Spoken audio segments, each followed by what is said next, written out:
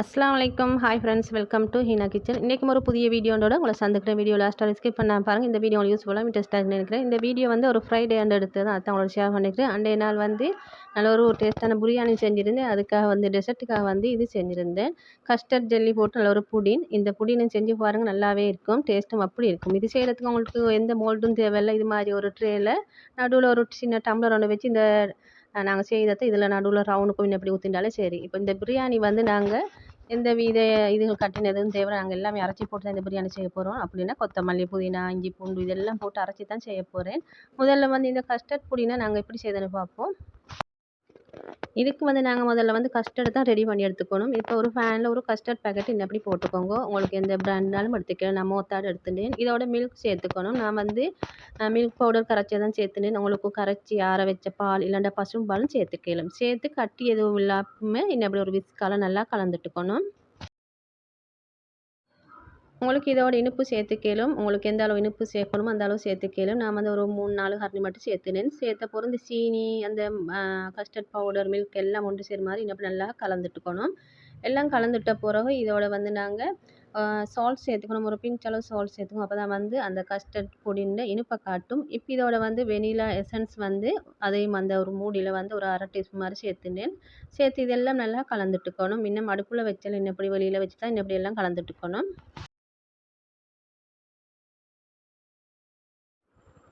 இப்போ இதை அடுப்பில் வச்சு நல்லா மீடியம் ஃப்ளேமில் வச்சு இதை வந்து நல்லா கிண்டிகிட்டே இருக்கணும். இது டக்குன்னு கட்டிப்பட்டு வர சொல்ல நல்லா லோ ஃப்ளேமுக்கு மாற்றிக்கணும். மாற்றின பிறகு இதோட கொஞ்சம் ஜீ சேர்த்துக்கணும். சேர்த்த பிறகு இதோட உங்களுக்கு டூட்டி ஃப்ரூட்டி சேர்த்துனா இன்னும் கொஞ்சம் டேஸ்ட் நல்லா இருக்கும். இதெல்லாம் சேர்த்து நல்லா கிண்டிட்டு வர நல்ல ஒரு பதம் வரும். அந்த டைமுக்கு இதை நீங்கள் இறக்கிக்கோங்க. இந்த பதம் வர சொல்ல இறக்கி வந்து நாங்கள் செட் பண்ணி வச்சுருந்து அந்த டீனில் ஊற்றிக்கணும். எப்படி இந்த கீழ் பகுதியில் ரவுண்ட் சுற்றி அப்படியே ஊற்றிக்கோங்க. ஊற்றின பிறகு இதை அப்படி செட் பண்ண விட்டுடுங்க. இது டக்குன்னு செட் ஆகி வந்துடும். அடுத்து வந்து இதுக்கான ஜெல்லி நாங்கள் ரெடி பண்ணி எடுத்துக்கணும். ஜெல்லி வந்து உங்களுக்கு எந்த கலர் இருந்தாலும் எடுத்துக்கலாம். எனக்கு இருந்தது இந்த கலர் தான். அப்போ நான் வந்து அதைத்தான் ரெடி பண்ணி எடுத்துக்க போகிறேன். இப்போ இது ஜெல்லி பேக்கெட்லேயே இருக்கும், அதில் கரைச்சி மாதிரி எல்லாம். இப்போ நீங்கள் அதே அளவில் கொஞ்சம் குறைச்சி தண்ணி ஊற்றி செஞ்சு பாருங்கள். உங்களுக்கு ஜெல்லி வந்து டக்குன்னு கட்டிப்பட்டு வரும். இப்போ நாங்கள் ஜெல்லி பேக்கெட்டை வந்து இப்படி எடுத்த பிறகு இது ஒரு பவுலில் எப்படி போட்டுக்கோங்க. போட்ட பிறகு இதோட ஹாட் வாட்டர் சேர்த்துக்கணும். சேர்த்து நல்லா கலந்துட்டுக்கணும். இதுக்கு சீனி சேர்க்க தேவையில்லை. ஏன்னா அந்த ஜெல்லி பேக்கெட்டில் சீனி எல்லாம் சேர்த்து தான் வரும். நான் மோத்தாட ஜெல்லி பேக்கெட் தான் எடுத்துட்டேன். உங்களுக்கு வேண்டிய பிராண்ட் இருந்தாலும் எடுத்துக்கலாம். இப்போ இதெல்லாம் நல்லா கலந்துவிட்ட பிறகு இப்போ இது நல்லா ஆறணும். ஆறின பிறகு தான் நாங்கள் அந்த கஸ்டர்ட் புடினுக்கு மேலே இதை ஊற்றிக்கணும். உங்களுக்கு இதில் இந்த கலர் இல்லாமல் வேறு ரெட் கலர், க்ரீன், அடுத்து எல்லோ கலர் இருந்தாலும் நல்லா இருக்கும் பார்க்குறதுக்கே. நான் இப்போ ஆறின பிறகு இதோடய நான் இப்படி ஊற்றினேன். ஊற்றின பிறகு இதெல்லாம் நல்லா ஆறின பிறகு தான் நான் இது ஃப்ரிட்ஜில் கொஞ்சம் நேரம் வச்சு கொஞ்சம் கட்டியாகட்டும்ட்டு ஃப்ரிட்ஜில் வச்சுருந்தேன். வச்ச பிறகு தான் வெளியில் எடுத்துட்டேன். நீங்கள் ஃப்ரீசரில் மேலுக்கு வைங்கோ. அப்போ அந்த ஜெல்லி வந்து டக்குன்னு கட்டி ஆயிரும். மிச்ச நேரமில்லை, ஒரு அரை மணித்தில் வச்சுருந்தாலே போதும். இப்போ உங்களுக்கு அப்போதே சாப்பிடணும்னா நீங்கள் ஃப்ரீசரில் வச்சு எடுத்துக்கலாம். இல்லைன்னா உங்களுக்கு டைம் பிந்தி சாப்பிடணும்னா நீங்கள் நார்மலில் வச்சுக்கோங்க. இப்போ இது நல்லா செட் ஆகி வந்துட்டுது. இப்போ நான் இதை எடுத்து கட் பண்ணி காட்டுறேன்.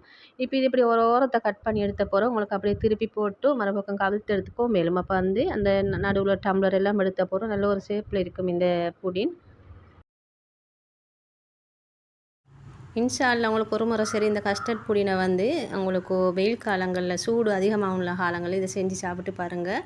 உண்மைக்கே உடம்புக்கு குளிர்ச்சி தரக்கூடிய இந்த ஜெல்லி அந்த புடினோட சேர்த்து சாப்பிடுச்சு நல்லா டேஸ்ட்டாக இருக்கும். இன்ஷா அல்லாஹ் நீங்கள் ட்ரை பண்ணி பாருங்கள். இந்த வீடியோ பிடிச்சதை லைக் பண்ணிக்கோங்க. உங்களோட ஃபேமிலி மெம்பர்ஸ் ஷேர் பண்ணிக்கோங்க.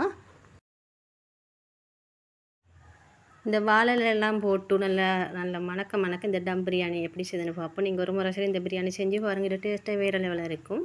இது செய்கிறதுக்கு நீங்கள் கொத்தமல்லி, புதினா இலைகளெல்லாம் அரைச்சி போட்டுக்கணும். இது அரைச்சி போட்டு செஞ்சு பாருங்கள். அந்த கலரே நல்லா மாறி வரும். ஒரு கப்பில் நான் ஒரு கைப்பிடி அளவு கொத்தமல்லி, புதினா இலை சேர்த்துனேன். அதோட பச்சை மிளகாய் ஒரு 4, இஞ்சி, பூண்டு.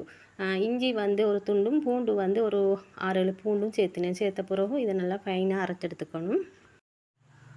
இப்போ அரைச்செடுத்ததை நான் வந்து ஒரு பவுலில் மாற்றினேன். ஒரு சின்ன ஒரு பவுலில் அப்படி போட்டுக்கோங்க. போட்டப்புறம் அதே கப்பில் நான் வந்து பழுத்த தக்காளி ஒரு 3 போட்டு தான் இதையும் அரைச்செடுத்துட்டேன். இப்போ அந்த கப் ஒன்றும் கழுக தேவையில்லை, அதிலே போட்டுங்களுக்கு அரைச்செடுத்து கேளும். அதையும் வந்து அப்படியே கப்போடே வச்சுட்டேன். இப்போ இந்த பிரியாணி செய்கிறதுக்கு நான் வந்து பொன்னி அரிசி தான் எடுத்தேன். பொன்னி அரிசினா பால் பொன்னி அரிசி எடுத்தேன். இதை வந்து கப்பில் அளந்தெடுத்தேன் ஒரு 2 டம்ளர் அளவு. அப்போ அதை வந்து நல்லா கழுவி ஊற வச்சுக்கணும். உங்கள்கிட்ட எந்த வெரைட்டியான அரிசி இருந்தாலும் எடுத்துக்கலாம். பாஸ்மதி அரிசி அன்னப்படி எல்லாம். இப்போ ஒரு சட்டி எடுத்துக்கோங்க. நல்லா அடிக்கணுமான சட்டியில் வந்து எண்ணெய் சேர்த்துக்குவோம். நான் வந்து தேங்காய் தான் சேர்த்துனேன். சேர்த்த போகிற அதில் வந்து கொஞ்சம் நெய் சேர்த்துக்குவோம். நெய் வந்து மிச்சம் இல்லை, ஒரு கரண்டி அளவு தான் சேர்த்துட்டேன். சேர்த்த போகிற இல்லை பட்டை, கிராம்பு, ஏலக்காய், அடுத்து வந்து ஸ்டார் நைஸ் இதெல்லாம் சேர்த்து நல்லா பொரிய விடணும். பொரிஞ்சு வர டைமில் இதோட நீங்கள் வெங்காயம் சேர்த்துக்கோங்க. வெங்காயம் வந்து சேர்த்த போகிற கொஞ்சம் உப்பு சேர்த்துக்கோங்க. அப்போ அது நல்லா வதங்கி வரும் டக்குண்டு. இப்போ வெங்காயம் வந்து நல்லா அந்த கோல்டன் ப்ரௌன் கலர் வரணும். அப்போ தான் வந்து பிரியாணியோட டேஸ்ட்டே நல்லா இருக்கும். இப்போ இதை அப்படியே நல்லா கலந்துட்டப்போ நல்லா மீடியம் ஃப்ளேமில் வச்சு இதை அப்படியே நல்லா பொரியணும். பொரியின டைமுக்கும் இதோட வந்து நாங்கள் அரைச்சி வச்சு இந்த பேஸ்ட் தானே, அந்த இந்த இஞ்சி பூண்டு கொத்தமல்லி புதினா எல்லாம் அதை இதோட சேர்த்துக்கணும். இப்போ இது நல்ல ஒரு க்ரீன் கலரில் இருக்குது. இப்போ இதோட சேர்த்த போகிற இதெல்லாம் நல்லா கலந்துட்டுக்கோங்க. இப்போ இதோட வந்து நாங்கள் அரைச்சி வச்சு இந்த தக்காளி பேஸ்ட் அதையும் இதோட சேர்த்துக்கணும். சேர்த்து எல்லாம் நல்லா மிக்ஸ் ஆகாம வரைக்கும் நல்லா கலந்துட்டுக்கணும். இப்போ எல்லாம் கலந்துட்ட போகிறோம். இதை வந்து பச்சை வாசனை போகும் அளவுக்கு நல்லா இது அந்த எண்ணெயிலே நல்லா வதங்கி வரணும், பொரிஞ்சு வரணும். இப்போ இதை நான் வந்து மூடி போட்டு அப்படியே மூடி வச்சுட்டேன். ஒரு 5 நிமிஷத்தில் வந்து நல்லா பொரிஞ்சு வரும் அது. இப்போ உங்களுக்கு பங்கசில விலங்கு நல்லா கலர் மாறி வருகுது. இப்போ இதோட வந்து தயிர் சேர்த்து அதையும் நல்லா கலந்துட்டுக்கணும். தயிர் சேர்த்து கலந்துட்ட போகிறோம். திரும்பவும் நான் மூடி போட்டு திரும்பவும் மூடி வச்சுட்டேன். எல்லாம் நல்லா சேர்ந்து நல்லா எண்ணெய் பிரிஞ்சு வரட்டும்.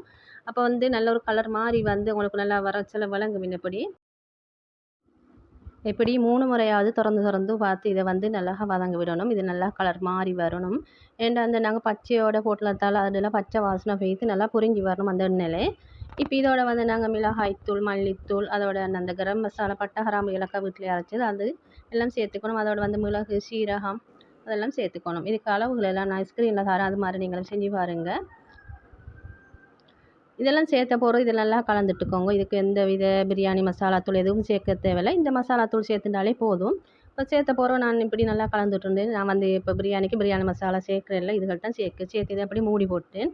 அப்போ அந்த எண்ணெயிலே வந்து அந்த மிளகாய் தூள் எல்லாம் நல்லா இப்படி கலர் மாறி வரணும். இப்படி அது நல்ல ஒரு இப்போ நாங்கள் பச்சை மரத்தோண்டி அரைச்சி ஆனால் அப்படி ஒரு கலர் வருது அந்த அது மாதிரி தான் இருக்குது. இப்போ இதோட வந்து நாங்கள் சிக்கனை சேர்த்துக்குவோம். சிக்கனை நாங்கள் கழுவி நல்லா வச்சுக்கணும். சிக்கன் வந்து நீங்கள் 1/2 கிலோன்னு ஒரு 3/4 கிலோ சிக்கன் சேர்த்துக்கோங்க. சேர்த்த பிறகு இது நல்லா கலந்துட்ட பிறகு இதுக்கு தேவையான உப்பு சேர்த்துக்குவோம். உப்பு சேர்த்து இதை கொஞ்சம் ஒரு 10 நிமிஷம் மாதிரி மூடி போட்டு அப்படியே வச்சுடுங்க. ஏன்டா இந்த எண்ணெயிலே இந்த சிக்கன் எல்லாம் கொஞ்சம் வதங்கி வரட்டும். நீங்கள் எப்போதும் ஒரே மாதிரி பிரியாணி செய்யாமல் இந்த முறையில் செஞ்சு பாருங்கள். டேஸ்ட் நல்லா தான் வரும். நீங்கள் செஞ்சு பாருங்கள் இன்ஷா அல்லாஹ் ஒரு சரி. இப்போ இதை அப்படியே நான் மூடி போட்ட பிறகு நான் வந்து அரிசியை நான் கழுவி வச்சுருந்தேன். அதை வந்து எடுத்துருந்தேன். அரிசி வந்து நீங்கள் அரை மணிக்கிழமை ஊற வச்சுட்டா போதும். இப்போ மூடியை திறந்து பார்த்து இப்படி தான் நல்லா கலர் எல்லாம் மாறி அந்த சிக்கனில் வந்து அந்த கிரேவியெல்லாம் நல்லா இப்படி தான் இருந்துச்சு. இப்போ இதோட வந்து நாங்கள் ரைஸை சேர்த்துக்கணும். கழுவி வச்ச அரிசி வந்து நீங்கள் எந்த அளவில் ஊற வச்சுருந்தா அரை மணித்திலம் இருந்தால் போதும். இப்போ இதோட அரிசி சேர்த்த போகிறோம். அதுக்கு தேவையான அளவு தண்ணி சேர்த்துக்கோங்க. இப்போ ஒன்றுக்கு வந்து 1.5 கப் அளவு தண்ணி சேர்த்துனா போதும். சேர்த்த போகிற இது இப்படி கரண்டியாக நல்லா கலந்துட்டுக்கோங்க. இப்போ இந்த அரிசி வந்து உடையாது, ஏன்னா பாஸ்மதி அரிசி இல்லை. இப்போ இது மூடி போட்டு இப்படி கொதி வரசையில் கரண்டியால் இன்னொரு மட்டும் நீங்கள் கலந்துட்டுக்கோங்க. நல்லா ஹை ஃப்ளேமில் வச்சுக்கணும். நீங்கள் ஹை ஃப்ளேமில் ஒரு 10 நிமிஷம் இல்லை 15 நிமிஷம் மாதிரி வச்சுக்கோங்க. இது டக்கு நின்னபடி கொதி வந்து நல்லா வெந்து வரும். இப்போ இது ஒரு 15 நிமிஷத்தில் மாதிரி இந்த அரிசியும் தண்ணியும் ஒரே மட்டத்தில் வரசல இதை நாங்கள் தம் போடணும்.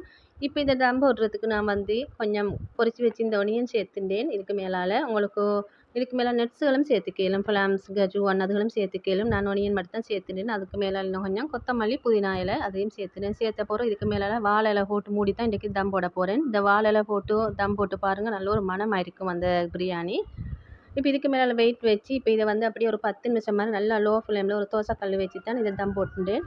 ஒரு 10 நிமிஷத்துக்கு போகிற அப்படி ஓஃப் ஆகிட்டு இன்னொரு 10 நிமிஷம் வச்சு தான் இந்த ரைஸ் திறந்து பார்த்தேன். பிரியாணியை நல்லாவே வந்துச்சு. இப்படி மணக்க பிரியாணி. இந்த பிரியாணி நான் எடுத்து காட்டேன். கொஞ்சம் ஒரு துளி கூட அடிப்பிடிச்சிருக்காது. நீங்கள் இது போல் செஞ்சு பாருங்கள். பிரியாணி என்றாலே நல்லா கொலையாமைக்கு நல்லா பொலன்னு இருக்கணும் அந்த ரைஸ். அப்போ தான் நல்லா டேஸ்ட்டாக இருக்கும். அந்த பிரியாணி குழஞ்சிட்டு அதோட டேஸ்ட்டே மாறிடும். நீங்கள் இது போல் செஞ்சு பாருங்கள். நான் இப்போ எடுத்து காட்டி அவங்கள ஒரு சஹனில் போட்டு நாங்கள் பிரியாணி செஞ்சோன்னா சஹனில் தான் போடுவோம் எப்போதும். இங்கே சஹன் சாப்பாடு தான் பிரியாணி செஞ்சால். இப்போ இந்த ரைஸ் எடுத்து போட சில பார்க்கல உங்களுக்கு நல்லா உதிரியாக இருக்குது. இப்போ இதை நான் எடுத்து காட்டு சட்டியில் அந்த கீழ் பகுதியை ஒரு துளி கூட அடிப்பிடிச்சிருக்கல.